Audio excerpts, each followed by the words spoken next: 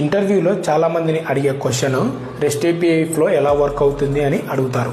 బేసిక్గా first client దగ్గర నుంచి లేదా ఫ్రంట్ ఎండ్ దగ్గర నుంచి ఫ్లో స్టార్ట్ అవుతుంది.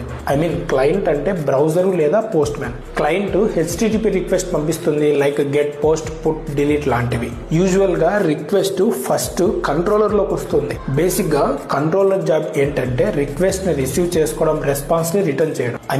కంట్రోలర్ లో బిజినెస్ లాజిక్ ఉండకూడదు, ఓన్లీ రెస్ట్ ఏపీఎస్ మాత్రమే ఉంటాయి. నెక్స్ట్ కంట్రోలర్ ఆ రిక్వెస్ట్ సర్వీస్ లేయర్ కి ఫార్వర్డ్ చేస్తుంది. యూజువల్ గా సర్వీస్ లేయర్ లో యాక్చువల్ బిజినెస్ లాజిక్ ఉంటుంది. వాలిడేషన్స్, క్యాల్కులేషన్స్, రూల్స్ అన్ని ఇక్కడే చేస్తాం. సర్వీస్ లేయర్ లో డేటా కావాలంటే సర్వీస్ లేయర్ రిపాజిటరీ లేయర్ ని కాల్ చేస్తుంది. బేసిక్ గా రిపాజిటరీ డేటాబేస్ తో మాట్లాడుతుంది. క్రెడ్ ఆపరేషన్స్ అన్ని ఇక్కడే జరుగుతాయి. డేటాబేస్ నుంచి డేటా వచ్చాక ఫ్లో రివర్స్ డైరెక్షన్ లో వస్తుంది. లైక్ రిపాజిటరీ నుంచి సర్వీస్, సర్వీస్ నుంచి కంట్రోలర్, కంట్రోలర్ నుంచి క్లయింట్, ఫైనల్ గా క్లయింట్ కి response and HTTP status code వస్తుంది. సో బేసికల్లీ ఈ సపరేషన్ వల్ల అప్లికేషన్ ఈజీగా మెయింటైన్ చేయొచ్చు, ఈజీగా టెస్ట్ కూడా చేయొచ్చు. సో రెస్ట్ ఏపీఐ ఫ్లో ఇలా వర్క్ అవుతుంది.